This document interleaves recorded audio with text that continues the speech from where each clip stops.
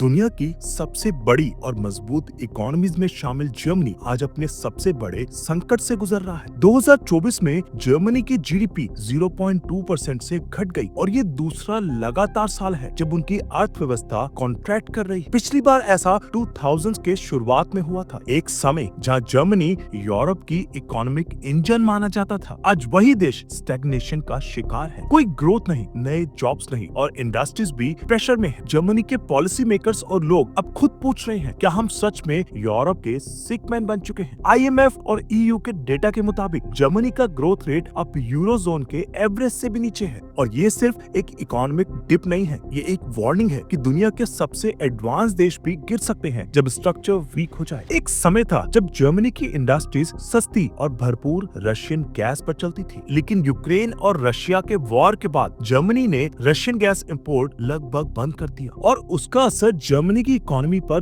बिजली की तरह गिरा। एनर्जी प्राइसेस आसमान छू गए, इंडस्ट्रीज को काम बंद करना पड़ा, फैक्ट्रीज ने प्रोडक्शन स्लो कर दिया और छोटी कंपनीज तो बंद होने लगी। जहां पहले एक यूनिट एनर्जी में 10 प्रोडक्ट बनते थे, अब उतनी ही एनर्जी में 6 या 7। जर्मनी का स्टील, केमिकल और ऑटोमोबाइल सेक्टर्स सबसे ज्यादा अफेक्टेड हुए। पब्लिक के लिए भी हीटिंग और इलेक्ट्रिसिटी के बिल्स डबल हो गए। आज जर्मनी में लोग पूछ रहे हैं, क्या हमें रशियन गैस वापस लेनी चाहिए? लेकिन ये सिर्फ इकोनॉमिक नहीं, पॉलिटिकल डिसीजन भी है। एनर्जी सिक्योरिटी का क्राइसिस अब जर्मनी की ग्रोथ को हर तरफ से दबा रहा है। जर्मनी की इकोनॉमी एक एक्सपोर्ट मशीन थी और सबसे बड़ा बायर था चाइना, लेकिन जब चाइना की इकोनॉमी स्लो हुई, जर्मनी का एक्सपोर्ट इंजन भी रुक गया। ऑटोमोबाइल्स, मशीन्स, केमिकल्स सब कुछ जर्मनी से चाइना जाता था, लेकिन अब डिमांड घट रही है। चाइना खुद सेल्फ रिलायंट बनने की कोशिश कर रहा है और जर्मनी के प्रोडक्ट्स की जरूरत कम होती जा रही है। इसी ओवर रिलायंस का नतीजा ये है कि जर्मनी अपने नए बायर्स नहीं बना पाया। चाइना के स्लो डाउन ने जर्मनी के ट्रेड बैलेंस को हिला कर रख दिया। एक तरफ मैन्युफैक्चरिंग गिरा तो दूसरी तरफ जॉब्स कट होने लगे। एक्सपर्ट्स कहते हैं जर्मनी ने अपने सब अंडे एक ही टोकरी में डाल दिए थे, चाइना की टोकरी में। आज जर्मनी को नए पार्टनर्स, नए मार्केट्स की जरूरत है, वरना ये ग्लोबल स्लो डाउन उसके लिए और भी गहरा हो सकता है। जर्मनी जिसे कभी इंजीनियरिंग और इंफ्रास्ट्रक्चर का किंग माना जाता था, आज अपने सड़क, ब्रिज और रेल नेटवर्क के लिए बदनाम हो रहा है। हाईवेज पुराने हो चुके हैं, रेल डिलेज रोज का मामला बन गया है और कंस्ट्रक्शन प्रोजेक्ट्स में सालों का डिले हो रहा है। एक रिपोर्ट के मुताबिक जर्मनी को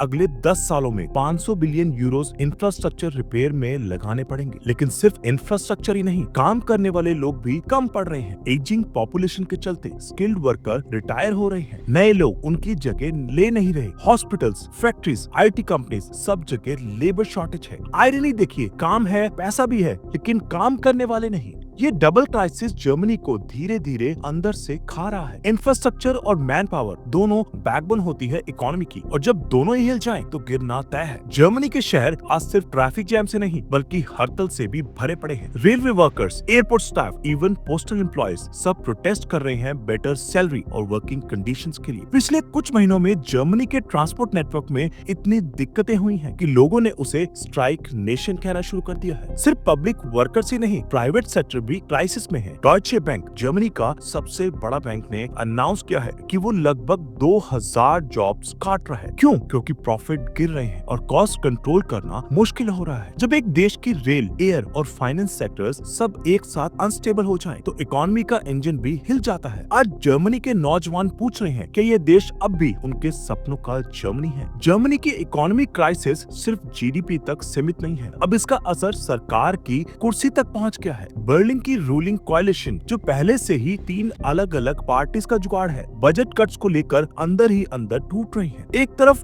ग्रीन पार्टी चाहते हैं एनवायरमेंट फ्रेंडली इन्वेस्टमेंट, दूसरी तरफ एफडीपी चाहते हैं फिस्कल डिसिप्लिन और कम खर्च। रिजल्ट कंफ्यूजन, ब्लेम गेम और पॉलिसी पैरालिसिस। 2024 के एंड में कॉन्स्टिट्यूशनल कोर्ट ने भी गवर्नमेंट का 60 बिलियन यूरो का special climate fund illegal declare कर दिया। अब सरकार के पास न पैसा है और न ही पब्लिक का भरोसा। लोग कह रहे हैं ये तो सर्कस बन गया है जहाँ हर कोई अपनी सीट के लिए लड़ रहा है, देश के लिए नहीं। जब सरकार ही क्राइसिस में हो तो इकोनॉमी का सुधार कैसे होगा? जर्मनी का पॉलिटिकल मॉडल जो कभी यूरोप के लिए आइडियल था, आज इंस्टेबिलिटी का सिंबल बन गया है। जर्मनी में एक जमाना था जब लोग अपने फ्यूचर के लिए कॉन्फिडेंट थे, सेविंग्स करते थे, नई कार्स खरीदते थे, वेकेशंस प्लान करते थे। लेकिन आज मार्केट में साइलेंस है। क्यों? क्योंकि इन्फ्लेशन ने हर किसी की पॉकेट पर भार डाल दिया है। ग्रोसरीज हो, इलेक्ट्रिसिटी हो या रेंट, सब कुछ महंगा होता जा रहा है। एवरेज जर्मन कंज्यूमर अब हर खर्चे से पहले 2 बार सोचता है। एक सर्वे के मुताबिक 60% जर्मन्स का कहना है कि उनका फाइनेंशियल स्ट्रेस 2024 में